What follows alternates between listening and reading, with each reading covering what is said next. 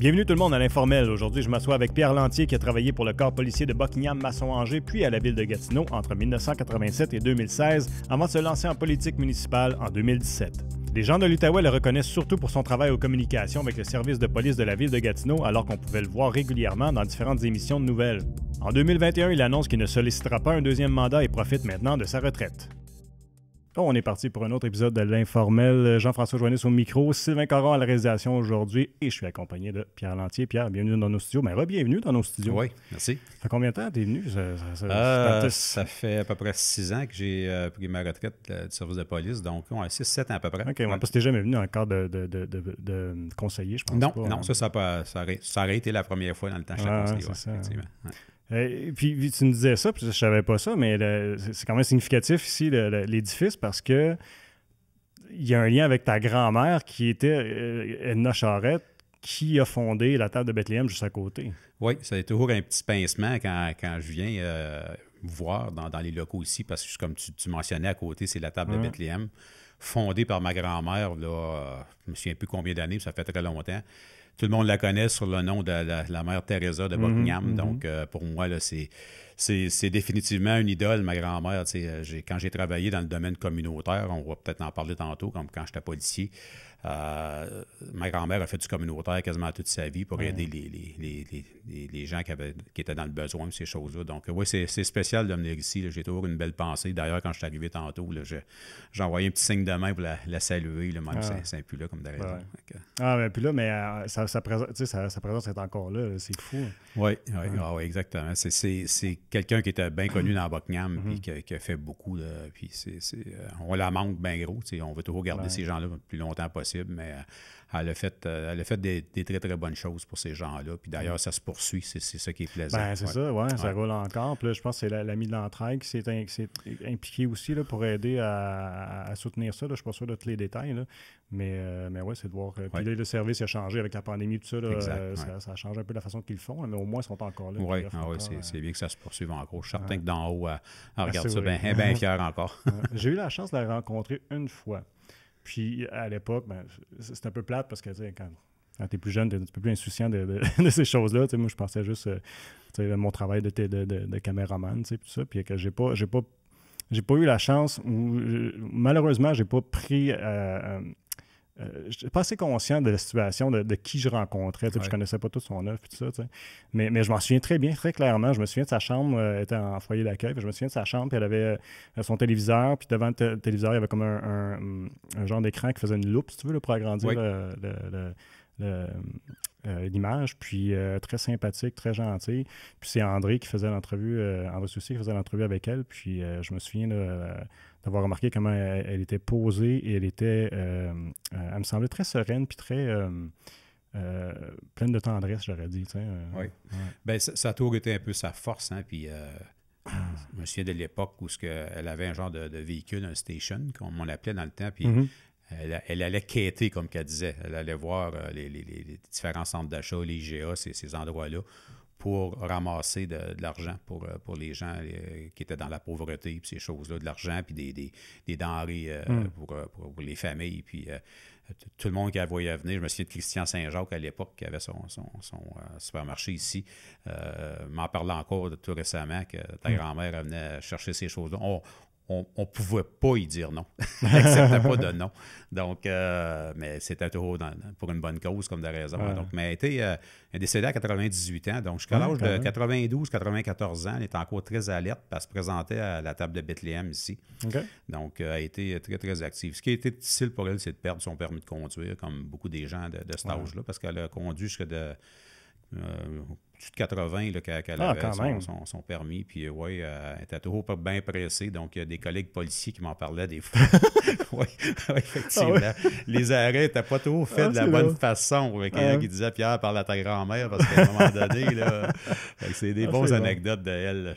C'était toujours pour la mission première d'aller chercher le plus rapidement possible des denrées ou de l'argent pour aider ces gens-là.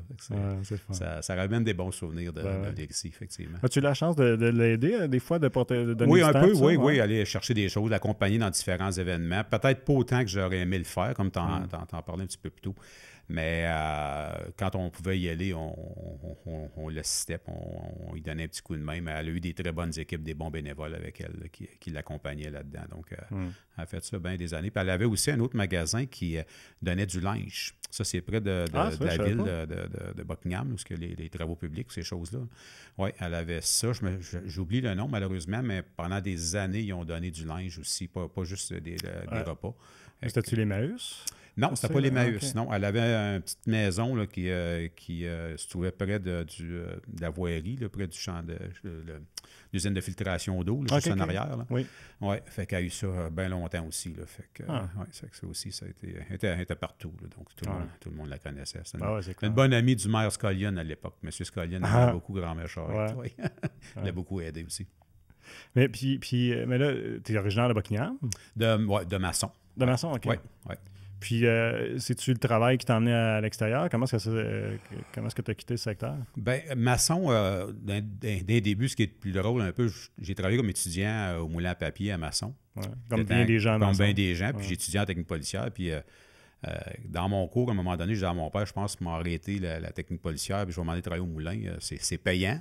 Mes chums travaillent tous là, donc pourquoi pas? Mon père il dit non, on ne fait pas ça. Ils vont moderniser la machine.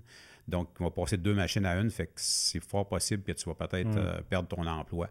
Fait qu'il m'a convaincu de poursuivre pour le métier de policier. Fait que j'ai toujours dit à mon père, bien, pour une fois, tu me disais quelque chose qui avait du bon sens dans la vie. Fait que c'était un running gag que j'avais avec mon père, on avait bien du fun avec ça. Fait que j'ai poursuivi, puis après ça, ben j'ai travaillé pour le service de police de Buckingham-Masson-Angers pendant 6 mois. OK. Travailler dans sa place, c'est égal, pas trop facile. Hein, parce non, que ça doit pas. Tu fais du radar, tu as des interventions, puis souvent les gens vont dire Pierre, tu me connais, tu peux pas me donner un billet. Fait que je l'ai vécu ça à quelques reprises, c'était pas facile. Il y a des postes de policiers qui sont ouverts dans l'ancienne ville de Hull. Donc, j'ai été aux entrevues, j'ai été embauché à Hull, qui était une bonne chose de sortir de mon patelin de maçon comme tel. C'était beaucoup plus facile de travailler à Hull comme tel. Fait que ça a été 30 belles années de travailler là, au niveau de cet accord de police. Ce qui est devenu Gatineau avec la fusion, comme de raison. Là, mais j'ai eu quand même des passages différents à la police de Hull, patrouilleur comme de raison. Je me suis en allé sur la patrouille des bars dans le Vieux-Hall, la fameuse rue du Portage que tout le monde connaît. Ça doit être un peu rock'n'roll, ça. Pardon? Ça doit être rock'n'roll. Oui. On a connu les années que Ottawa fermait à 1h. Fermait à 3h, donc tout le monde traversait de l'autre côté. Donc, ça faisait des rencontres assez particulières à 3h du matin entre les deux provinces, quand il y a l'alcool mêlé à ça et ces choses-là. Mais ça a été 4 belles années à travailler là. Par la suite, j'ai tombé dans le communautaire. J'ai devenu policier éducateur dans les écoles. Ah, OK. J'ai travaillé un peu à la polyvalente de Lille, mais je me suis en allé principalement à l'école du Versant à travailler là-bas. J'ai adoré ce passage-là. Tu rencontres plein de gens, tu fais beaucoup de communautaires, tu fais beaucoup de prévention avec les jeunes, puis tu établis des contacts. Fait que ça a été un 10-11 ans, je pense que j'ai été là. Okay. Puis par la suite, les 6 dernières années, j'ai eu le poste de porte-parole du service de police de Gatineau. Puis à ça, j'ai greffé on va peut-être en parler tantôt, une mission en Haïti là, que j'ai faite pendant une année là-bas. Là. Ça, c'était en fin de carrière, là, de 2015 à 2016. Fait que, souvent qu'on dit dans une carrière, ils recommandent souvent de changer de poste quand tu peux, là, après 8-10 ans, d'aller dans d'autres choses. Dans le même domaine, si tu es capable de le faire. Puis moi, je dirais que j'ai fait peut-être 3 choses bien différentes dans ces 30 ans-là. Fait que ça m'a amené à connaître des gens, à me faire des contacts, puis à vivre des choses assez particulières. Donc, c'était vraiment une belle carrière. Je recommencer demain matin, je referais la même chose. Ouais. J'imagine que ces contacts-là aussi, ça a dû aider pour après, quand tu t'en allais en politique, parce que là, tu connais le réseau, tu connais les gens, tu as beaucoup de contacts, ça va aider. Oui, le passage communautaire que je te parlais tantôt, Jean-François, les 10 ans dans les écoles, mais pas juste dans les écoles, on travaillait avec des organismes communautaires, avec plein de gens. Ça m'a ouvert des portes pour la politique, où j'allais voir des gens, je connaissais déjà les gens, je connaissais les organismes, donc ça m'a beaucoup aidé dans mes 4 ans comme conseiller municipal. Donc, oui, on dit souvent que tu fais pas rien pour rien, donc ça moi, je peux le dire, ça m'a beaucoup aidé. Fait que c'était des belles années dans ces années-là. Ouais, c'est un bagage que tu ramasses et qui te sert tout le temps ta carrière, c'est fou. Hein. Oui, oui. Mais au niveau, tu vois, c'est drôle, hein, parce que on dirait qu'on a tous un souvenir quelconque des policiers éducateurs de notre temps, hein, parce que moi, je me souviens, il s'appelait Fern dans le temps. On appelait Fern, puis là, il arrivait dans la classe avec sa petite valise. Il avait sa petite valise, il nous montrait c'était quoi les drogues. Il fallait pas prendre de drogue. Tu sais. La fameuse valise. Ouais. Je sais pas à quoi ça ressemblait toi, mais est-ce que tu avais le sentiment que tu réussissais à toucher les jeunes? Parce que moi, de mon côté, comme étudiant, moi, je te parle des années 80, là, c'est probablement pas à la même époque, mais du côté étudiant, c'était comme, on dirait que c'était plus comme, on a une petite période de fun, différente, puis je sais pas, on dirait que il y avait pas, je sais pas à quel point ça venait vraiment nous toucher, ou si c'était, si le discours était adapté, mettons, à la réalité des jeunes à cette époque-là, tu sais. C'est une bonne question que tu me demandes parce que il y a une façon d'approcher les jeunes. Des années 80, c'était d'une certaine façon. 90, 2000, après ça, aujourd'hui, c'est pas pareil. Puis on est à l'heure des réseaux sociaux comme de raison aujourd'hui. Mais moi, les années que j'étais là, j'étais toujours le gars de la deuxième chance. Je rencontrais avec l'éducateur, le jeune comme tel, s'il avait fait quelque chose. Mais moi, souvent, avant d'appeler les parents, on va se parler. On va essayer de comprendre pourquoi il a fait ça. Puis ta récompense, souvent, quand tu réussis à créer un lien avec un étudiant qui a fait telle ou telle chose, c'est quand tu les revois par après, quand tu as fini ta carrière de policier ou les années qui ont suivi, le jeune a vieilli comme tel, puis il dit « Monsieur Lantier, merci. Merci de m'avoir écouté, de m'avoir compris, malgré ce que j'ai fait, ces choses-là. » C'était pas toujours le cas. Parfois, on n'a pas le choix d'aller vers des accusations si c'était trop grave, des accusations criminelles.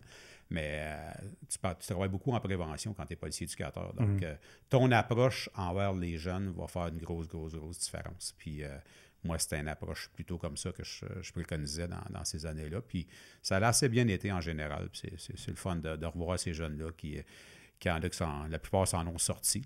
Parfois, c'est des problèmes de drogue. Parfois, c'est des problèmes à la maison. Puis là, tu réalises qu'en parlant avec le jeune, ça vient de loin, ces problèmes. Donc, quand tu es à l'écoute, mais déjà là, je pense que tu as fait une bonne partie de ton travail. Puis c'est apprécié par ces jeunes-là.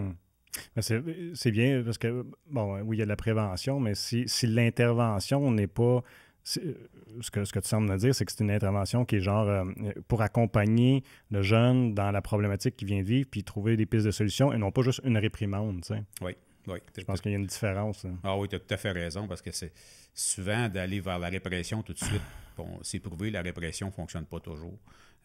D'avoir une approche plus préventive, il faut être à l'écoute, un accompagnement, comme je parlais tantôt. Moi, je travaillais beaucoup avec les éducateurs de l'école comme tel. Il y avait même des psychologues, des gens de même. Puis, parfois, il fallait faire venir les parents. Puis, moi, j'aimais bien faire une rencontre avec les parents aussi, puis même faire un suivi par après avec les parents. Fait que ça, les gens l'appréciaient beaucoup. Puis, la façon que tu abordes le jeune comme tel, t'es winner, excuse le terme, de cette façon. Non, mais c'est ça que c'est. Ah oui, ça a un gros impact. Donc, moi, je pense que le rôle de policier éducateur, il est très, très important.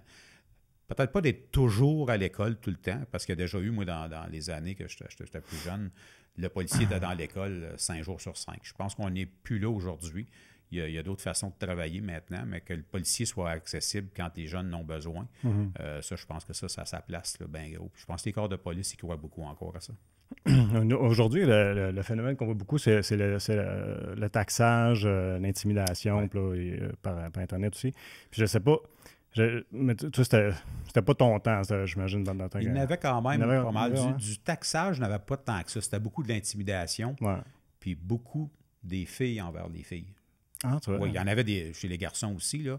Mais je te dirais, moi, du temps où j'étais là, peut-être 2 sur 3, là, c'était plus des cas où j'avais à régler entre des guerres entre les jeunes filles, ces choses-là. Okay. Donc, les gars, c'était peut-être plus violent, malheureusement, là, mais les filles, c'était des choses qui c'est de l'intimidation. J'ai vu des jeunes filles, même à un moment donné, voir mettre fin à leur jour tellement qu'ils se faisaient intimider. Là. Donc, on a réglé une couple de dossiers comme ça que, pas malheureusement, heureusement, ça ne s'est pas produit. Là.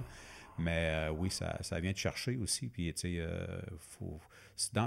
t'interviens un peu différent dans ce temps-là. Lorsque ça devient que tu sais que la victime a des propos suicidaires, là, l'intervention avec soit soit un gars ou une fille, puis les parents, là, puis les gens qui t'accompagnent là-dedans, là, c'est pas la même façon d'intervenir. Ah non, j'imagine. Hein. Ouais. Parce que c'est vraiment particulier. Moi, j'ai une image en tête de quelqu'un qui était à l'école, moi, dans mon temps, puis j'ai appris plus tard qu'il s'est enlevé la vie, tu sais.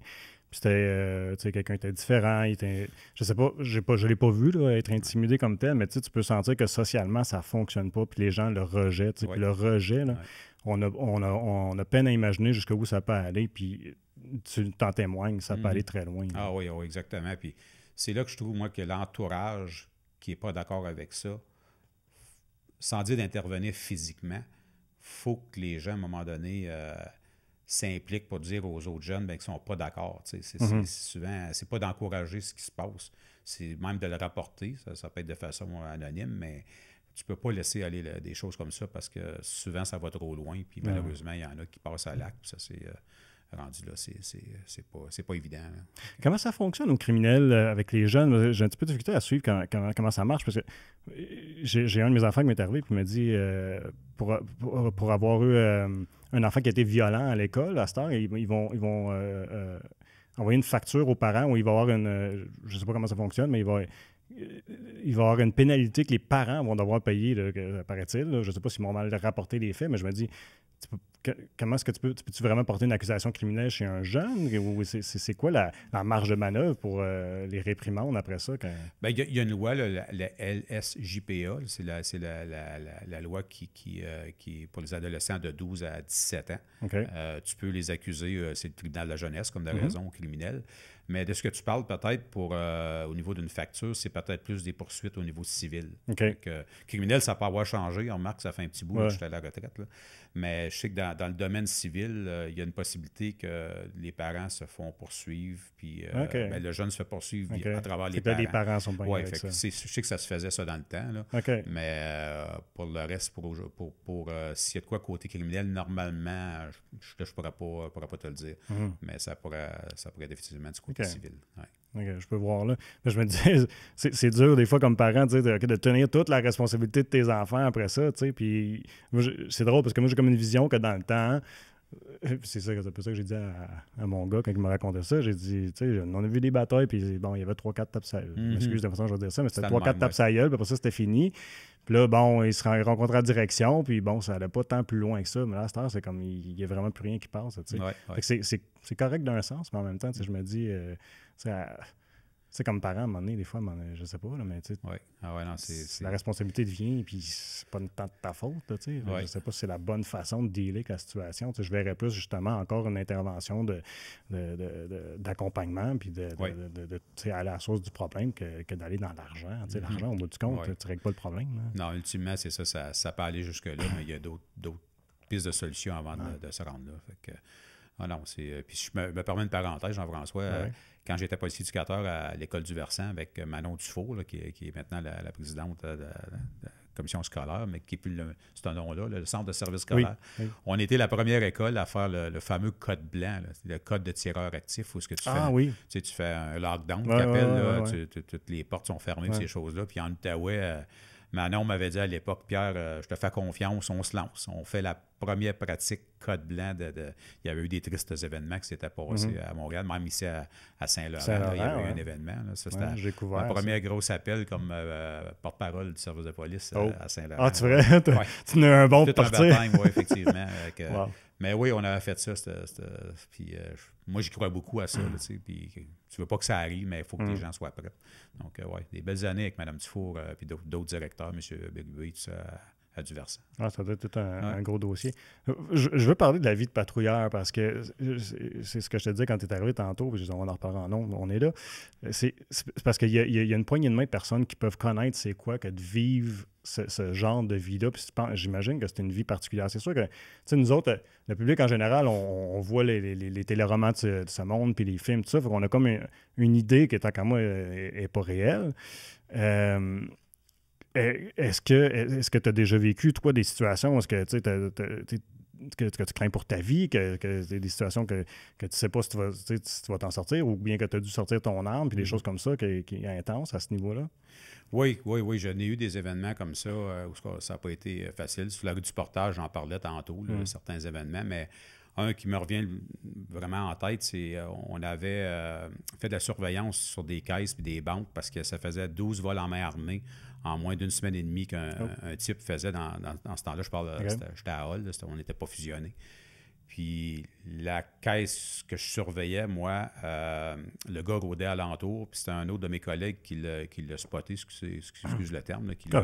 Tu peux te permettre des anglicismes, ça ne t'en pas. C'est ça. T'es plus aux communications dans le temps. Oui, au com, ça serait différent. Ouais. Mais là, j'ai embarqué dans le véhicule avec lui, puis finalement, on a dû intercepter, puis on était habillé en civil à ce moment-là. Okay. On a intercepté ce gars-là sur Saint-Laurent, à l'époque, aidé, mais qui est maintenant des allumetières. Puis on appelait des patrouilleurs pour venir l'intercepter en uniforme avec des autos marquées. Mais il a fallu le faire en roulant à côté du véhicule. Moi, j'ai sorti l'arme. Je ne conduisais pas. C'était mon partenaire qui conduisait. Puis tout le temps, j'ai disais de mettre ses mains sur le volant parce que je figurais qu'il y avait probablement une arme à feu parce qu'il y avait une arme de poing quand il faisait ses vols à main armée. Puis tout le temps, il essayait d'aller, mais je le pointais. On roulait 30-40 km/h à côté de lui. On ne voulait pas qu'il prenne l'autoroute et se sauver. Finalement, on a réussi à l'intercepter, à le coller, comme on dit, dans le bon langage. Puis là, on l'a sorti de l'auto parce que sa blonde était avec lui, puis elle criait après, elle disait « Tasse-toi, tu t'es fait prendre. » Puis quand on l'a fouillé, puis on a vérifié en dessous du siège, parce qu'il a essayé une couple de fois de mettre la main en dessous du siège, il y avait un 38 loadé. Puis dans l'interrogatoire, qui a dit que ça a passé à ça qu'ils veulent tirer les policiers. Fait que moi, c'était certain à ce moment-là, s'il sortait l'arme, j'aurais fait feu, j'aurais pas eu le choix. Mais c'est des événements marquants. Tu restes avec ça, tu te dis, j'aurais pu y passer. J'ai été chanceux cette journée-là. Peut-être, il y en a qui sont moins chanceux que d'autres, mais c'est pas un métier facile comme patrouilleur parce que souvent, tu t'envoies sur un appel, tu ne sais pas ce qui t'attend au bout de la ligne. De là, l'importance du travail du répartiteur, le fameux dispatcher, sont souvent nos oreilles, nos yeux, ces gens-là, parce qu'ils prennent toutes les informations nécessaires. Donc, lorsque tu arrives sur des événements, mais c'est pas toujours évident. Tu peux arriver autant sur un enfant qui est décédé, une prise d'otage, de la violence conjugale, que tu tentes de régler. Puis j'ai déjà vu régler des violences conjugales, arrêter dans la plupart des cas, c'était l'homme dans ces années-là. Puis la femme t'a sauté dessus pour essayer de t'empêcher d'arrêter son conjoint qui venait malheureusement d'utiliser de violence. Tu sais jamais à quoi t'attendre quand tu commences ton corps de travail. Puis malheureusement, aujourd'hui, les policiers font face à être filmés constamment. Ça, c'est une autre affaire. C'est une autre affaire. Ouais. Moi, je crois beaucoup à la caméra corporelle sur les policiers. Moi, je pense même que le service de police de Gatineau est en train d'étudier ça pour des projets pilotes. Parce que souvent... Ça protège autant le citoyen que le policier. C'est ces deux côtés. Là. Ouais. Puis, parce que souvent, tu as juste un bout d'histoire. Hein. Quelqu'un qui va filmer, ça devient un petit peu plus physique, l'intervention à la fin. Il y a juste ce bout-là que tu vois après ces médias sociaux. C'est important. Il y a souvent une historique qui se passe avant. Donc, c'est pour ça que la fameuse caméra corporelle, tu vas avoir au moins toute l'histoire au complet. Donc, les policiers ont à dealer avec ça aujourd'hui, alors que c'est pas trop évident. Puis après ça, tu t'as envoyé la déontologie, il y a toutes les enquêtes internes du service de police. Donc, c'est une autre sorte de police aujourd'hui versus les années que j'étais patrouilleur, mais c'est pas trop facile quand même. Aujourd'hui, beaucoup plus d'utilisation d'armes à feu, de couteaux que dans mon temps. Dans mon temps, tu pouvais en avoir, mais c'était plus des bagarres, puis ça se battait à coups de poing. Là, mais maintenant, il y a beaucoup plus d'armes. Il y a toute la santé mentale aussi qui vient là-dedans. Donc, les policiers ont à dealer avec ça. Ils ont des équipes à Gatineau spécialisées pour ça, travailler avec. OK, mais c'est ça que j'allais te demander. Après, quand tu vis des choses comme ça, difficiles, y a-t-il quelque chose pour vous supporter ou comment tu fais pour t'en sortir? Parce que, tout le monde en a envie des choses beaucoup moins traumatisantes, puis des fois, ça nous reste dans la tête longtemps, puis on a la misère à passer par-dessus. Mais je peux imaginer une situation comme ça, tu dois avoir besoin de support. Oui, ça a besoin. Dans mon temps, il n'y en avait pas mal moins qu'il y en a aujourd'hui, mais il y a beaucoup un service d'aide maintenant. Ils vont faire souvent des debriefings que tu appelles. Tu vas te rencontrer après un appel, puis tu vas débriefer, excusez le terme, c'est que tu vas ventiler, tu vas pouvoir en parler, si tu as besoin de parler à un psychologue ou ces choses-là. Donc, les services de police maintenant offrent beaucoup cette aide-là aux policiers, surtout dans des cas qui sont plus traumatisants, comme de raison. Donc, Mais encore là, le policier n'est pas obligé. Hein. C'est souvent sur une base volontaire, mais c'est toujours fortement recommandé de parler à quelqu'un parce qu'il y en a que ça peut sortir là, sur le moment même. Il y en a d'autres que ça peut prendre un certain nombre de semaines avant que ça sorte. Mais je pense que c'est important de. Mais la plupart du temps, ils sont assez bien accompagnés là, par rapport à ça. Tu disais tantôt, tu donnais des exemples des fameuses vidéos qu'on va voir sur les médias sociaux. Des fois, ça va grimper à une violence physique où est-ce qu'on va souvent pointer du doigt le policier. Est-ce que tu penses que c'est toujours un cas on ne connaît pas le contexte ou bien si effectivement, malheureusement, des fois, il y en a des policiers tu sais, qu'on dans n'importe quel job, je me dis, il y en a qui ne doivent pas être aussi bons que d'autres, tu sais, puis qui malheureusement ne font pas le travail comme ils devraient le faire, puis là, va servir à des histoires comme qu'on connaît, là, surtout aux États-Unis, là, je pense qu'on en voit le plus. Hein.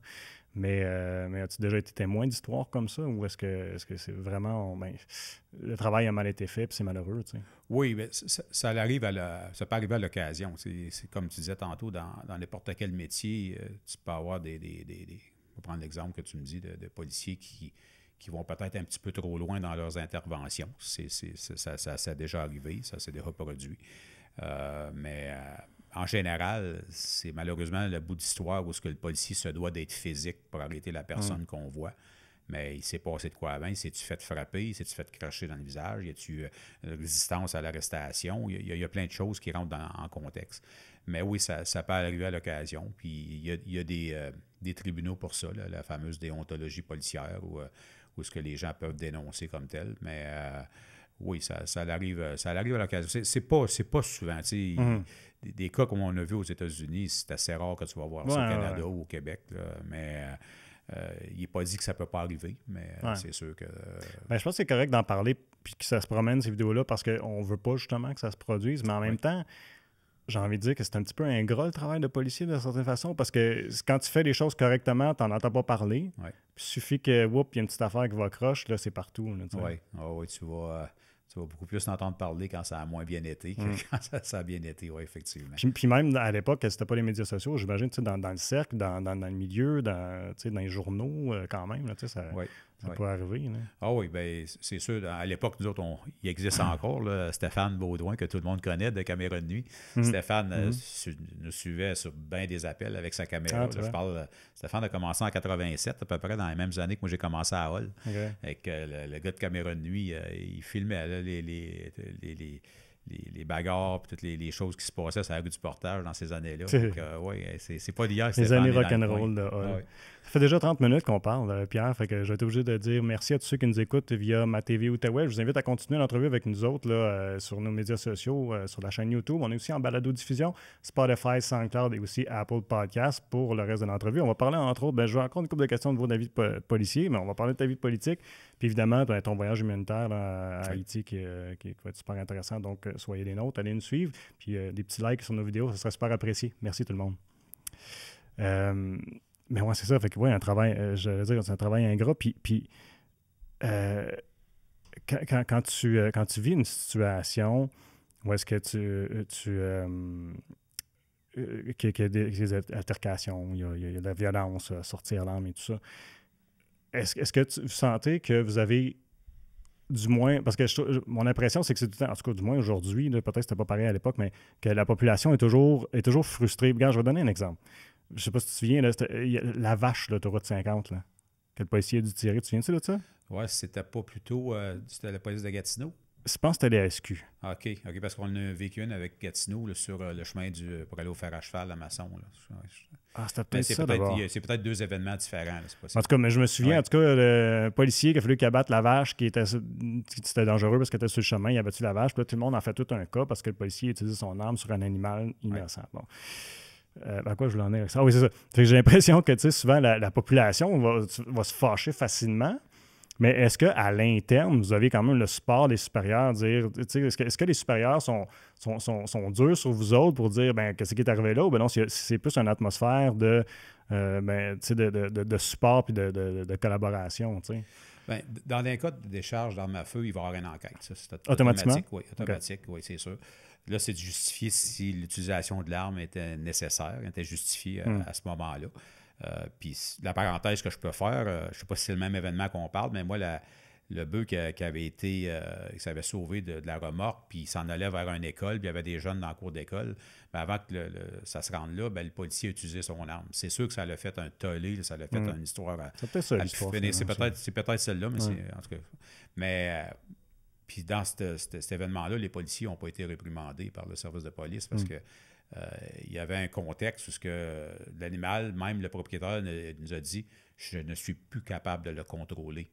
Là, à un moment donné, c'est damn if you do, damn if you don't, comme ils disent en anglais, excusez le terme, mais puis là, ben, si tu ne tires pas ou tu ne le maîtrises pas, puis il fonce sur des enfants, puis il tue du monde parce que c'est fort, un animal de même, mais là, je m'éloigne peut-être un petit peu, mais il faut non, mais là, ben oui, puis s'il fallait que ça soit arrivé, là, ben, vous l'auriez fait dire. Ben oui, fait que moi, j'étais porte-parole à cette époque, quand c'est arrivé cet événement-là.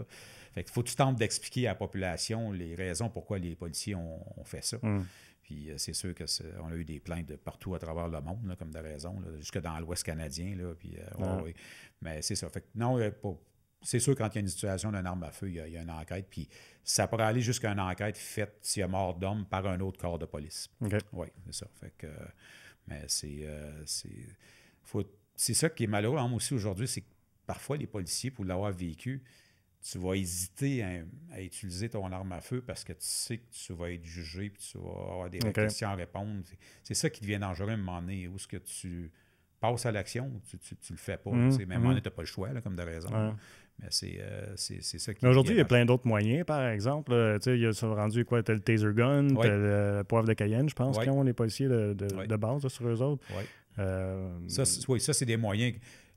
l'arme à impulsion électrique, là, ben, le TG, que tu l'appelles, moi, il ne l'avait pas dans mon temps. Il y avait le poivre de Cayenne, mais ça, moi, je trouve que c'est une bonne arme intermédiaire qui peut être utilisée avant de se servir de l'arme à feu comme telle. Donc, oui, les policiers sont bien équipés aujourd'hui là, pour intervenir dans des cas plus violents, comme on dit. Donc, comment tu t'es retrouvé aux communications?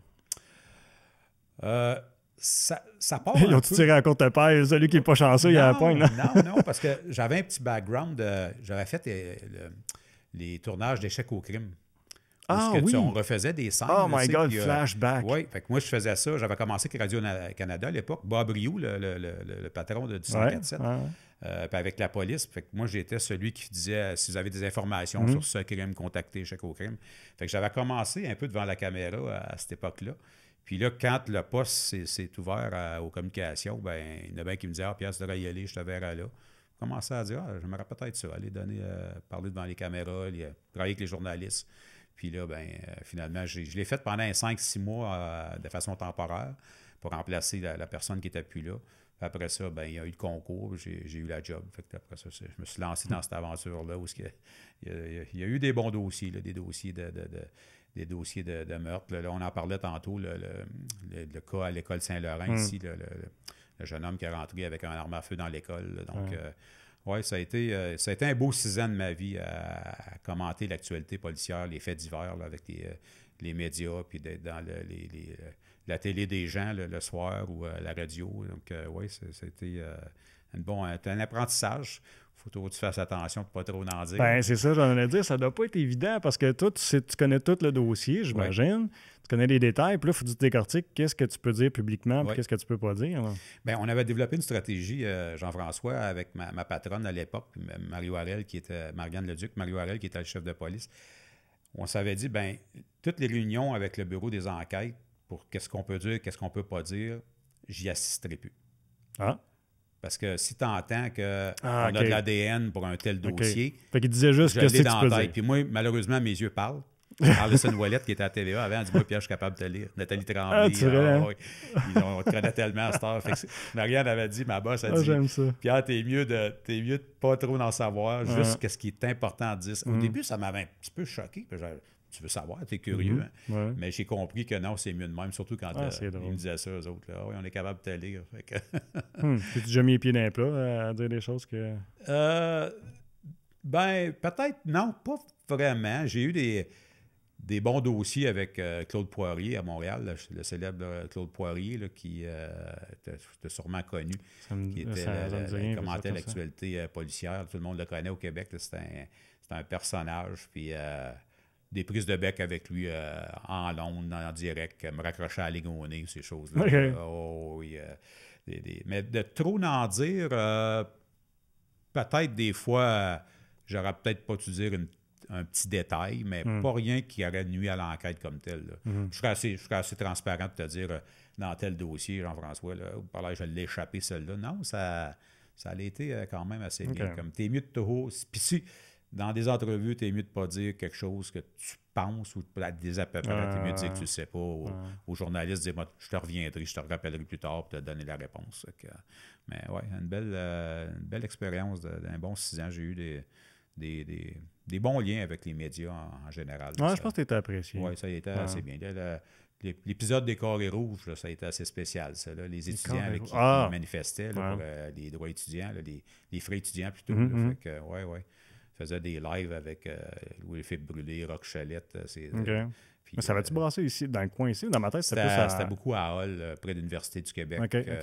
Aussi dans le... Dans ma tête, c'était juste à Montréal. Oui, dans la promenade du Lac-des-Fous. On avait arrêté 120, 125 à un moment donné. Oui, fait que ça a été des bons dossiers, ça aussi. T'as-tu eu une formation, comme justement, pour que tu sais... gérer l'information devant les médias? Oui. On a eu des séances d'information puis de formation également pour un peu... Au début, j'ai appris sur le tas parce que c'était un remplacement rapide. J'ai commencé assez rapidement. Saint-Laurent, j'en parlais tantôt. Là, l'événement, j'avais pas trop d'expérience là-dedans. Puis quand tu fais le national à Toronto, là, c'est avec... Ça a été national, cet événement-là? Oui, CTV, un live avec eux autres là, à 6 heures. Là, c'est... assez spécial quand tu n'as pas trop d'expérience, puis tu n'es pas dans ta langue maternelle. Eux autres sont dans un genre de studio, puis c'est sur le main libre, tu as de la misère à comprendre. Fait que, c'est assez spécial. Fait que, je me souviens tellement de cette journée-là, parce que ma fille, c'est l'année avant 40 à Saint-Laurent, fait que je vais comme, je l'ai évité d'une année, là, puis c'est le genre d'événement... Je sais pas comment est-ce que tu l'as vécu, toi, personnellement, parce qu'en plus, c'est dans ton paclin. Mais... Jamais j'aurais imaginé dans 100 ans que ça se passerait ici. Non, je pense pas que ça peut arriver. Tu l'as vu à Montréal, tu l'as vu quand même assez souvent aux États-Unis, mais ici, là, je me souviens de toujours quand l'appel est rentré au poste, puis le boss est venu me voir, puis je l'entendais à ses ondes de radio. Là, tu descends, puis ce qui était pas facile aussi pour les policiers, c'est que tous les parents veulent aller dans l'école chercher c'est leur clair. enfant. Moi, j'aurais été le premier. Là. Puis là, tant que c'est pas réglé à l'intérieur, tu peux pas laisser rentrer personne. Non, il y a tout un contexte à ça. Là. Fait que ça a été dans l'ensemble assez bien géré quand même par les gens et les services de police, mais ça s'est pas mal terminé. Ça, c'est la bonne nouvelle au moins. Mais ça a demeuré tellement secret, je trouve, cette histoire-là. Moi, je travaille à côté. Là. Il y a eu la journée, là, que ça a bardassé. Puis après ça, il y a eu l'information, un homme, arme à feu. Personne ne blessé. Tu sais, l'essentiel, que personne ne blessé, personne ne mort, merveilleux.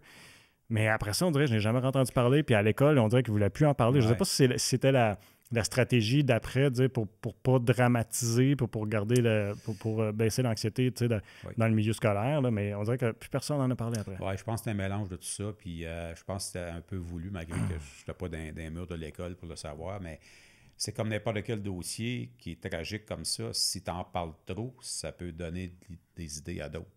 Donc, il faut que tu fasses attention. Oui, tu n'as pas le choix de le médiatiser sur le coup, mais après ça, à un moment donné, il faut que tu te dises c'est fini. On n'en parle plus. Puis là, après ça, c'est de régler ça à l'interne. Puis d'accompagner les gens qui ont souffert dans cet événement-là de façon psychologique. Là. Donc, mais c'était voulu, j'ai l'impression, de pas trop en parler. C'est-tu pendant que tu étais policier que tu es allé en Haïti? En Haïti, oui. Ça, c'était en fin de carrière. Je suis parti en 2015, mars 2015 jusqu'à mars 2016. Puis j'ai pris ma retraite en revenant en 2016, mois de mars, septembre, c'est ça. Quelques mois après, j'ai pris ma retraite. Fait que, un an en Haïti, un rêve de petit gars, de jeune policier. Il y avait des missions dans l'ancienne ville de Hall, comme il y en avait dans l'ancienne ville de Gatineau puis Elmer. Mon fils, il avait 3 ou 4 ans quand il y avait des missions dans l'ancienne ville de Hall. Je trouvais ça trop jeune, le timing n'était pas bon. Encore là, je ne sais pas si j'aurais été choisi, là. Mais quand ça s'est présenté en 2015, que le service de police de Gatineau a décidé d'ouvrir les missions avec la GRC, j'ai dit à ma femme, on a parlé ensemble, mes 3 gars étaient bien d'accord. Fait que ma femme a dit, regarde, moi je suis prêt, on se lance là-dedans. Fait que ça a été... Ça a été quelque chose, une préparation, je pourrais en parler longtemps, mais grosse préparation d'examens, de tests psychologiques, tests psychométriques, tests physiques. C'était des entrevues avec les Nations Unies à New York pour être choisi. Très bien encadré par la GRC. Tu avais un processus dans ton corps de police, mais tu n'avais même après ça avec la GRC. Donc, beaucoup de préparation. Puis après ça, l'aventure a commencé en Haïti. Quand je te fais une petite parenthèse bien rapide, quand je suis arrivé en Haïti, puis on a atterri, on était 32 policiers canadiens. Ils nous ont tous isolés dans une pièce à peu près grand comme ici, là, pas tellement grand. Puis je suis allé m'isoler dans le coin tout seul parce qu'ils ramassaient tous nos passeports, parce qu'on avait des passeports de droit de travail. Là, j'ai dit, je m'en viens pas dans un resort ou un tout inclus pour une semaine ou deux. Là. Je m'en viens pour un an. Je me suis dit, puis je te confie, Jean-François, qu'est-ce que je viens de faire? Là? Qu'est-ce que je viens de faire? Là, il y a un policier qui est venu me voir, ça va-tu? Ouais, ça va. Je sais pas. Là, je t'inquiète un peu. Puis, finalement, au cours de la mission, ça s'est bien passé. Là, mais sur le moment même, ça m'a frappé. Là, quand on a atterri, j'ai dit, ouf, pas sûr que j'ai pris la bonne décision. C'est comme n'importe quoi. Tu as une période d'adaptation, dans le fond, à avoir. J'imagine que ça a dû prendre un certain temps avant de te sentir dans ton élément. Oui, puis tu sais, Haïti, c'est un pays tellement pauvre. Puis il y avait eu le tremblement de terre en 2010. On travaillait dans des chaleurs extrêmes là-bas, parce que là-bas, du 35, 38, 40 degrés, c'était constant. Tu étais bien en uniforme avec la veste anti-balle, mais un beau moment de carrière. Mais c'est un beau peuple, les Haïtiens, mais beaucoup de violence dans certains secteurs là, de Cité-Soleil, ces endroits-là, beaucoup de meurtres. C'est un peu comme, moi je l'appelais quasiment comme le Cité-Soleil, comme le Bronx de New York, si on veut. Là. Mais parrainer un orphelinat pendant l'année que j'étais là pour aider des jeunes enfants, fournir l'eau, la nourriture, les livres scolaires, des vêtements. Fait que ça, je me suis occupé d'un orphelinat avec 2 autres collègues là, qu'on a fait ça ensemble. Fait que ça a été des beaux moments. Mais quand je suis parti, puis les enfants, c'est la dernière fois que je les voyais, là, puis ils couraient en arrière du véhicule, là, comme tu vois dans un film. Là. Monsieur Pierre, laissez-nous pas ici, amenez-nous au Canada. Je suis pas pire, là. Mais je pleurais comme un bébé là, dans mon camion. Je suis obligé d'arrêter plus loin, je n'étais plus capable de conduire. Et que c'est la dernière fois que je les voyais, c'est des petits mounes. Tu appelles ça là-bas, les enfants, c'est le même qu'ils appellent là, en Haïti. Ça a été un beau moment là, pendant l'année que on les supportait. Mais à la fin, la coupure, la rupture a été très, très difficile. Je peux imaginer. Mais tu vois, je savais pas que c'était organisé. Quand tu m'en as parlé, je savais pas que c'était organisé comme GRC, police de Gatineau, puis que c'était... Fait que dans le fond, c'est une mission policière, dans le fond, d'entraide policier communautaire, dans le fond, là-bas, c'est les Nations Unies qui envoient des policiers de chaque pays. Parce qu'il y avait 47 pays en Haïti. C'est uniquement des policiers là, dans ce cadre de ça. Puis nous autres, c'est la GRC au Canada qui s'occupe des missions. Fait que il y avait des policiers de Gatineau, il y en avait de partout au travers le Canada. Critère numéro 1, il fallait que tu parles français. Il y en avait de Winnipeg, il y en avait de Halifax. Ça peut être de la GRC, de la Sûreté du Québec, de la police municipale. Donc, tu avais différents corps de police qui étaient dans les policiers canadiens qu'on était là-bas. Là. Mais on travaillait vraiment pour la GRC, mais rendu là-bas, c'est pour les Nations Unies qu'on travaillait. Puis avez-vous une mission définie? C'est ça? C'était de mentorer la police haïtienne, le montrer, comme on dit, à faire de la police, comment faire de la police, comment intervenir, ces choses-là. Mais moi, l'année que j'étais là, le président Martelly finissait son mandat, le président du pays, donc il y avait des élections. Donc, nous autres, on était responsables aussi de s'assurer que les bureaux de vote ne soient pas détruits, ne soient pas brûlés, parce que le peuple haïtien, quand il y a des élections, eux autres, ils équivaut ça élection à corruption politique. Donc, eux autres, ils ne veulent pas qu'il y ait des élections. Fait que souvent, c'est ça, on était là aussi pour ce mandat-là en même temps. Là. Fait que on a fait un peu de tout. Là. Donc, c'était spécial de surveiller les bureaux de vote. Comment est-ce qu'ils comptent les votes là-bas? Là, c'est pas la même façon qu'au Québec. Non. Bien différent. Pas tant legit. Avec les petits les cellulaires avec la petite lumière, là, sont 10-12, puis ils prennent les votes, puis ils comptent, puis ils envoient dans un coin, puis après ça, ils comptent tout ça. Là, c'est pas pareil comme nous autres. Il faut le voir pour le croire. Tu m'as envoyé des photos, j'aimerais ça qu'on les regarde, Sylvain, qu'on puisse aller comme en parler. Fait que t'es avec qui cette photo-là? Oui, ça, c'est Raph Gentil. C'est un gars de l'OPP en Ontario. Ça a été mon partenaire dans les premiers mois que je suis arrivé en Haïti. On a travaillé à Fort-National ensemble. Puis par la suite, on a travaillé aux élections ensemble. C'est un gars du SWAT dans l'OPP. OK. C'est un Haïtien d'origine. Ah, Donc, il lui parle touchait d'autant créole. plus. Ah. Fait que ça allait tellement bien quand on intervenait. Puis ça a été un bon ami, là, Raph. On a développé des belles amitiés ensemble. Il m'a montré énormément de choses sur le pays, sa police là-bas. Fait que j'apprenais beaucoup avec ça. T'as besoin d'un bon partner à la web pour t'intégrer. C'était l'idéal. Puis, puis une machine d'entraînement. Ce gars-là, il s'entraînait. C'était toute beauté de le voir aller. Le SWAT. Il n'y avait pas tellement de choix. Ouais, c'est ça, exactement. J'ai vu des pratiques de SWAT. J'en avais parlé d'une autre émission avec un photographe, Serge Roy, que lui, il a photographié. Je ne veux pas dire n'importe quoi. Mais il y a le SWAT, mais est-ce qu'il y a un SWAT dans le. Non, c'était pas. Peut-être un groupe d'intervention tactique. Il y a des différents noms. Sylvain me dit ça. C'est ça. Les LOPP ou la police d'Ottawa. OK. Ouais. Puis il suivait les entraînements, il prenait des photos, puis c'est intense. C'est des gants-chefs en tabarouette. Oui, c'est ça. Excuse, parenthèse. On pourrait peut-être regarder l'autre photo, c'est les enfants. Oui, ça, c'est pas les enfants de l'orphelinat. Non, OK. Ça, les premières semaines, j'étais allé visiter, c'est les camps qu'ils ont fabriqués suite au tremblement de terre. OK. Il y en a énormément de gens qui demeurent dans... C'est des maisons là, que tu vois en arrière de moi. Là. C'est des jeunes enfants qui demeurent là-dedans. Donc, ils ont bâti ça. Ils n'ont pas eu le choix, suite au tremblement de terre, d'avoir des endroits trouver des comme façons. Oui, fait que les jeunes sont très attachants. Puis, je te dirais, peut-être pas à cet âge-là, mais un petit peu plus vieux, puis les adultes, quand ils voient le drapeau du Canada, c'est incroyable le contact, comment est-ce qu'il se fait. Ah, tu vois, c'est ça, j'allais te demander, comme c'est quoi la réception. Sont très bien vus là-bas. Puis quand ils voyaient Gatineau, il y en a plusieurs qui connaissaient Gatineau. Là, oui. Ils savaient que c'était dans la province de Québec.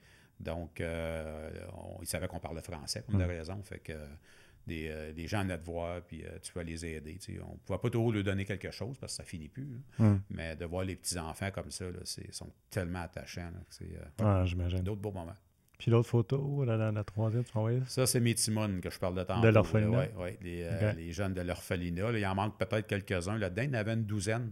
Tu vois, il y en a un qui a un chandail des remparts de Québec. Oui. Ça a été donné par un autre policier avant moi là, qui les a aidés comme ça. Fait que eux autres, là, c'est sûr. Ben, tu fun avec eux autres. Même, il y avait des hockey de plastique. On a joué des petits matchs de hockey là, dans l'endroit où ils demeurent. Fait que... ça fait quelque chose de les voir. Là. Puis, je suis encore en contact avec la dame qui s'occupe d'eux autres là-bas. Elle m'envoie régulièrement des photos. C'est fun, ça? Ça fait 6-7 ans de ça. Là. Ils sont tous rendus plus vieux. Là, fait que c'est le fun de voir. Puis ils vont bien. Ouais. Puis j'imagine aussi que cette expérience-là a dû... Tu sais, quand tu es revenu, pour avoir parlé à d'autres personnes qui ont fait des voyages de ce style-là, ils reviennent puis ils se disent, je n'étais plus la même personne. Là. Tes perceptions changent. Ça m'a pris... un 8 à 10 mois à un peu, pas revenir comme j'étais avant, mais à m'en remettre un petit peu. Là, toute l'émotion, la fatigue. Venu de là, brûlé, là, ça se peut même pas. Mais c'est beaucoup, là, t'es comme dans un rêve quand tu reviens. Là. Moi, je me souvenir, après 2 mois que j'étais là, je suis revenu, parce qu'on travaillait 7 jours sur 7 là-bas. Okay. Après 2 mois, je suis revenu passer 2 semaines à Gatineau. Ma femme est venue me chercher à Montréal. On s'en allait sur l'autoroute 40, puis il était tard, il était à 11 heures, puis il n'y avait pas d'auto. Puis en Haïti, des autos, du monde, c'est incroyable comment il y en a. On roulait ça à 40, puis j'ai dit à ma femme, il y a quelque chose qui ne va pas, là. C'est trop tranquille. C'est pas normal. Fait que c'est spécial. Fait que ça, c'est toute cette accumulation-là fait que quand tu reviens, ben ça prend un certain temps à t'en remettre. Là. Fait que moi, je n'ai pas eu à consulter, mais je connais des collègues qui n'ont pas eu le choix de consulter. Ah, j'imagine. Parce que c'est de revenir à ce que tu faisais avant, là, du jour au lendemain comme ça. Là. Non, c'est ça. Ouais. Mais spécial. Juste en profiter tant qu'on parle de ça, je vais montrer à l'écran. C'est mon épouse qui a toutes les photos que j'ai envoyées durant la mission, puis ma collègue qu'on partageait l'appartement là-bas, il envoyait. Fait qu'elle m'a... On le voit-tu bien, Sylvain, ou de relever plus haut? Hein? Comme ça, peut-être. Es-tu capable de lever un petit peu plus haut, Pierre? Elle a concocté plein d'images là, lorsqu'on part, là, tout le linge qu'on avait besoin avant de partir. En tout cas, je ne veux pas trop m'éterniser là-dessus. Ah, mais regarde, prends ton temps. On n'est pas pressé. Oui, c'est ça. Après ça, tu en as plusieurs autres. Là, une soirée avec mes amis, que ma femme et mes enfants qu'elle m'a organisé, ces choses-là. Donc, on peut voir. Là, ça, c'est le groupe qu'on était, des 32 qu'on avait fait la formation à Ottawa. Ah, OK. On était 3 semaines à Ottawa au Collège canadien pour la préparation. Donc, c'était un peu tout ça. Là. Je ne sais pas s'il y en a d'autres ici. Là. Ça, c'est un peu ça aussi. Là, les gens que j'ai rencontrés là-bas, c'est une policière une haïtienne. Les enfants. Les enfants, je parlais tantôt. On les avait amenés se baigner à notre complexe. OK. Oui, fait que des hot dogs, ces choses-là, on a fait des hamburgers. Fait que, grosso modo, c'est pas mal ça. Il y a plein de photos là-dedans là, qui sont super intéressantes. Puis, en tout cas, mon épouse m'a un très beau souvenir parce qu'en 20-25 minutes, je peux montrer à quelqu'un la mission que j'ai faite pendant un an là-bas. C'est vraiment le fun. Puis, les enfants là, que tu as rencontrés et que tu as passé du temps avec, qu'est-ce que tu penses qu'ils en ont retenu le plus?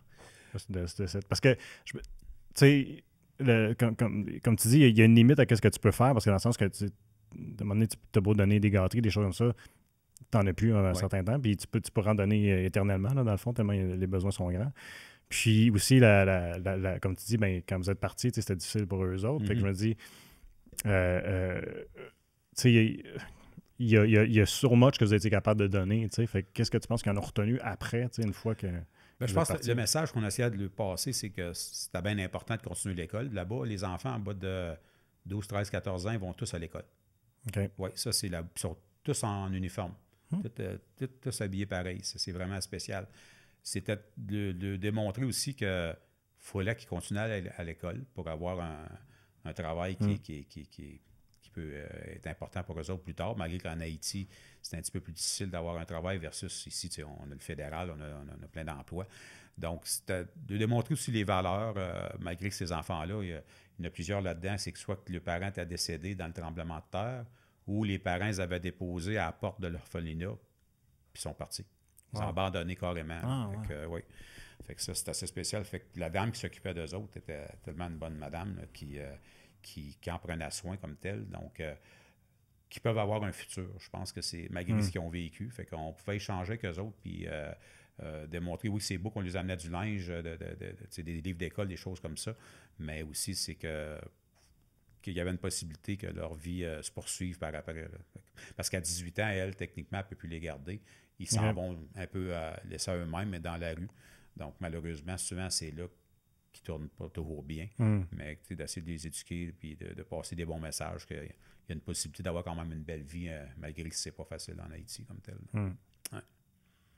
Ça me donne l'impression que, d'un certain point de vue, tu as été quasiment plus un intervenant communautaire qu'un policier, comprends-tu?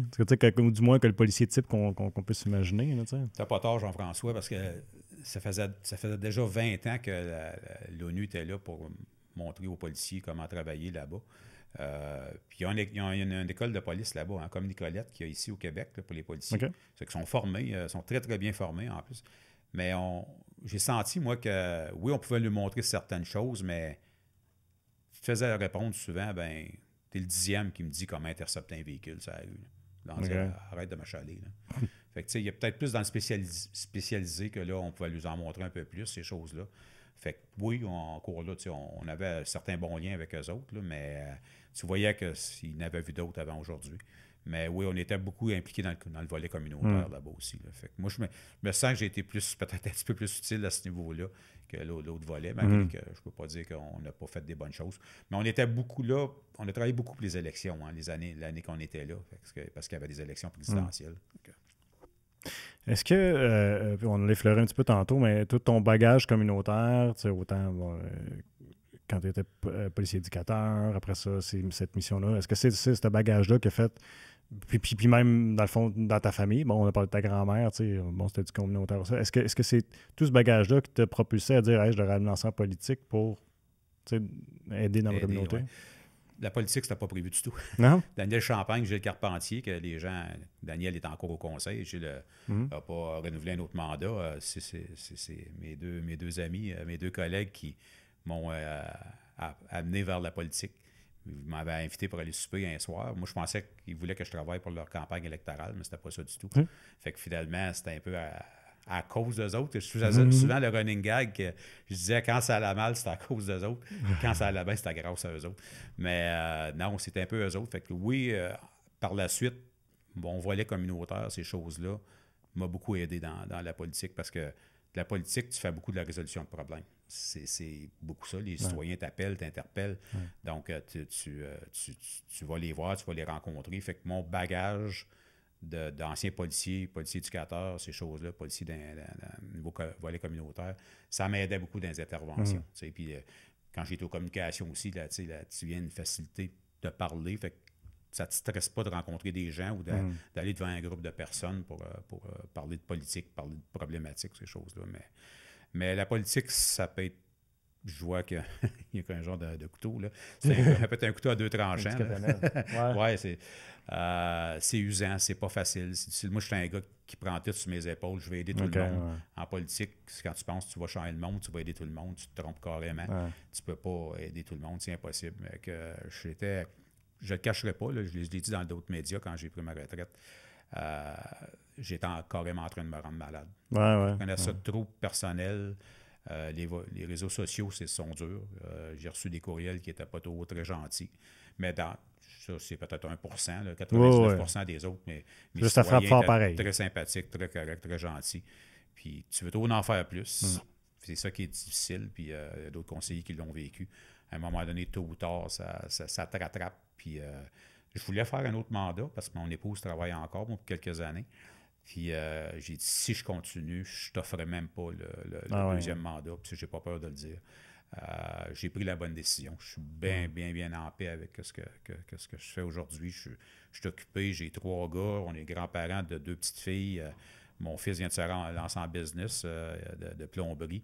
Je vais travailler probablement à l'occasion avec lui, des petits contrats, des petites choses de même. Puis les 2 autres gars, ils ont besoin des fois d'un gars pour peinturer chez eux, faire des travaux. Tu vas être comme tous les gars à retraite, tu vas être plus occupé que n'importe qui d'autre. Tu m'enlèves les mots de la bouche en François. Je suis tellement occupé, mais je fais beaucoup ce que j'aime avec moins de pression. Je faisais ce que j'aimais dans la politique, mais il y avait énormément de pression. C'est clair. Ouais. C'est drôle parce que, justement, en me préparant pour te rencontrer, je disais comment est-ce que tu avais vécu ça, justement, le départ politique. Puis c'était en avril 2021, je pense que tu l'as annoncé, fait que c'est un an, quasiment jour pour jour. Tu vois, je l'ai annoncé plutôt les élections en novembre. Il me semble que c'était au mois d'août ou septembre, que je l'avais annoncé, oui. OK. Ouais. Parce que ça, j'avais vu l'article qui était daté d'avril. Peut-être que c'est peut-être avant, puis je me trompe. Là. Le temps va tellement vite, là, mais... Sylvain me dit je me mélange peut-être avec Penno Jobin. Oui, c'est possible. Ouais, parce que moi, c'était plus vers l'automne, là, peut-être 2 mois avant la OK. Oui, fait que... mais non, j'aurais pu... J'ai eu des responsabilités assez importantes au niveau du conseil, puis... ça s'est ajouté, je pense, à la pression supplémentaire. Okay.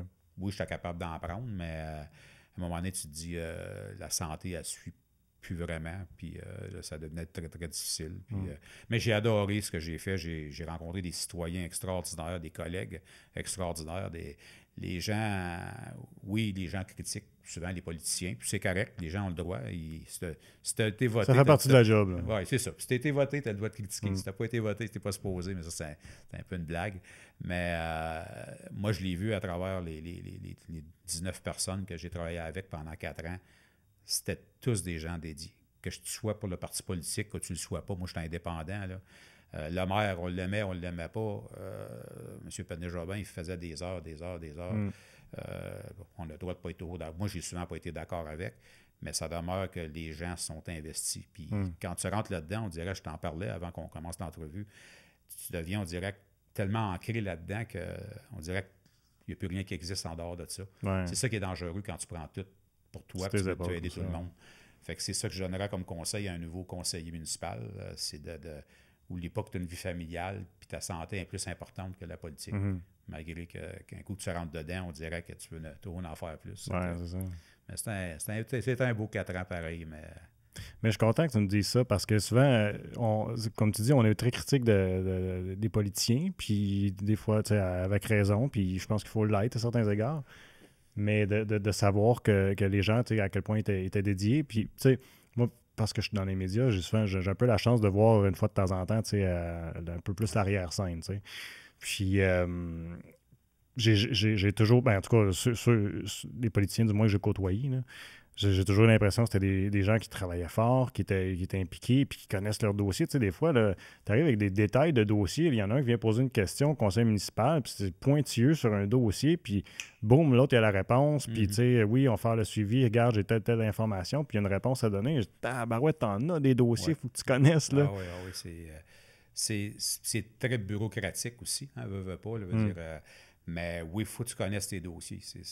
C'est énorme, hein, il y en a tellement. Mais les conseillers et les conseillères qui s'investissent en politique, moi, je ne pensais pas que c'était tant de travail que ça. Non, honnêtement. Puis j'ai pas un quartier toujours facile. Les gens, certains le savent, là, les refoulements d'égouts qu'il y a eu lors des pluies diluviennes, ces choses-là. Ouais. Ça n'a pas été facile. Quand tu descends dans le sous-sol avec les gens, puis il y a de l'eau quasiment jusqu'aux genoux, là, tu vois la détresse des gens. Fait que là, tu le prends un peu sur toi parce que tu te dis, on va essayer de faire de quoi la ville pour les aider. Mais à un moment donné, tu peux pas tout faire. Hein. Tu es censé des fois impuissant aussi? Je parlais de bureaucratie tantôt. Là, je ne vais pas trop rentrer là-dedans non plus parce que ça peut être long, mais tu as à dealer souvent avec le ministère des Transports du Québec. Tu as à dealer avec l'environnement provincial. Ça peut être aussi le fédéral. Puis je ne blâme pas ces paliers de gouvernement-là. Nous autres, on est plus au municipal, mais c'est pas facile parce que tu as souvent bien des étapes qui vont faire en sorte qu'un dossier pourrait cheminer en 2, 3, 4 mois, on va prendre un an et demi, des fois 2 ans.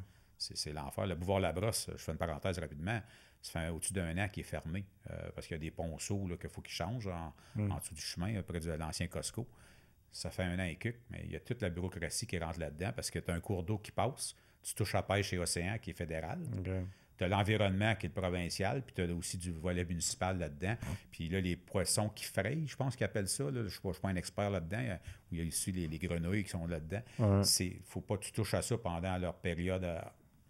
En tout cas, JF, il ne faut pas te donner un cours de 101. Non, mais je vois comment ça peut être. Là.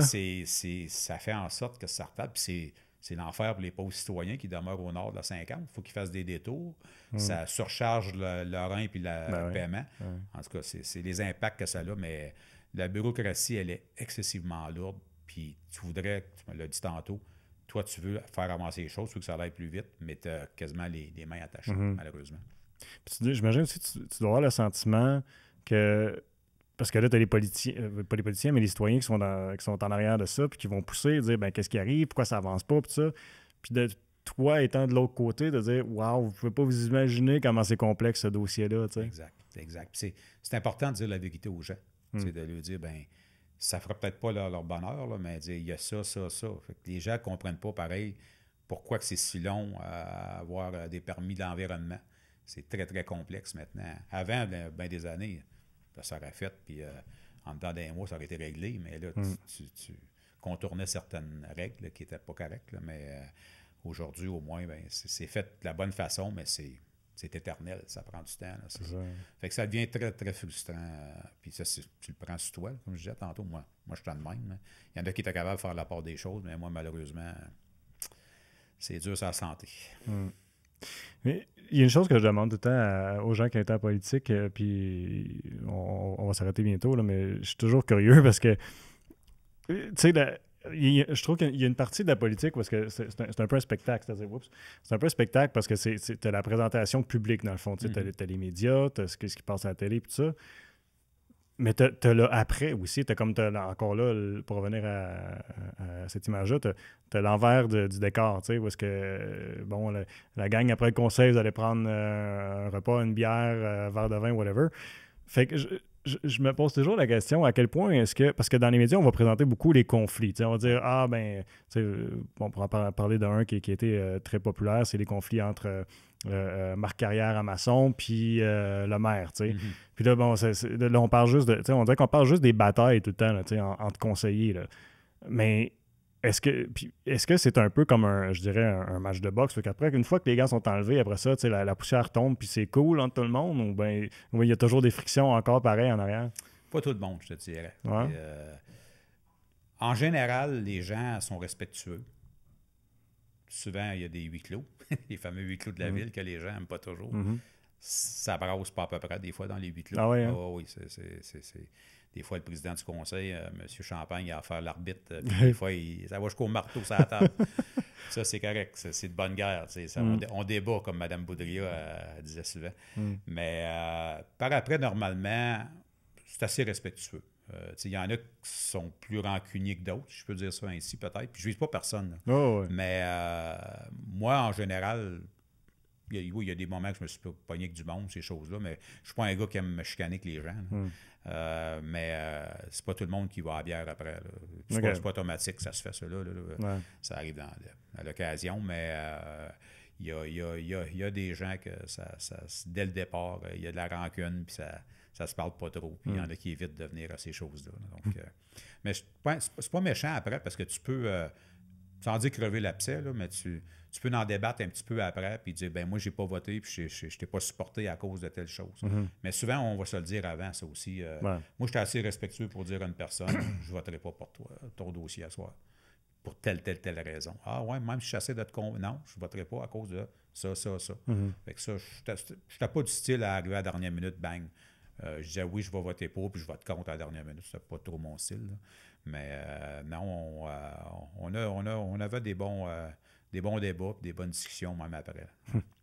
Mais là, c'est ça que tu es retiré. Est-ce que tu trouves ça des fois difficile de voir les dossiers qui t'appartenaient ou des choses à la ville que tu dis « Oh my God, ça, j'aurais fait telle affaire » ou « ça, j'aurais fait ça ». Puis là, tu peux plus, tu sais. Oui. Bien, je le suis moins qu'avant, comme de raison. Je me suis détaché pas mal. Ça arrive des fois que je vais déjeuner avec des collègues que j'ai restés proches. Là, tu sais, on parle un petit peu de politique. Mais oui, il y a des dossiers, comme je te parlais de la brosse tantôt, là, puis je ne vise pas la conseillère, Alicia, qui est rendue là maintenant, parce qu'elle aussi, elle a dealé avec la même paperasse. Puis mais je trouve ça ridicule qu'après 1 an et ça fait 14-15 mois que de la brosse, il n'y a pas rien qui a été fait encore. Là, à un moment donné, là, ça va prendre quoi? Là? C'est les 1200-1400 maisons en haut là, qui sont pris dans cet engrenage-là, puis ça va au-delà de ça, là, les gens qui viennent de Val-des-Monts, ces choses-là. Fait que moi, je le comprends un peu plus pourquoi c'est pas fait encore, mais je trouve ça plate pour ces gens-là que c'est pas fait encore, malheureusement. Mais pour le reste, je suis ça d'un peu loin. Je regarde Mme Bellil, elle a l'air à faire de l'excellent travail, France, là, dans tout ce qui se passe. Mais elle aussi, elle fait face à des budgets, elle fait face à, l'asphalte, c'est bien beau. On est dans un festival de nid de poule, c'est ainsi. Là. Mais je pense que ça va être une bonne mairesse. Là. Si tu me poserais la question, là, j'ai bien confiance en Mme Bellil. Là. On va lui donner la chance. Ça fait pas si longtemps que ça qu'elle a été élue, mais ça fait déjà depuis novembre quand même. Mais je pense qu'elle va accomplir des bonnes choses au niveau du conseil. Bien, Pierre, merci. C'était vraiment le fun de jaser avec toi. Puis écoute, profite bien de ta retraite. Merci beaucoup. Ça passe vite, 1 heure. Ça passe très vite. Merci de m'avoir reçu. C'était un plaisir. Ouais. C'est fun, ça. Merci tout le monde d'avoir été à l'écoute et je vous invite à nous suivre sur nos différentes plateformes web pour regarder ou écouter toutes nos émissions.